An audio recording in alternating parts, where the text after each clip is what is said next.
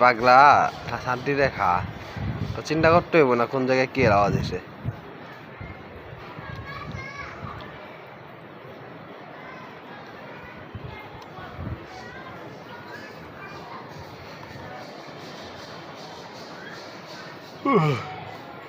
খাও আস্তে আস্তে খাও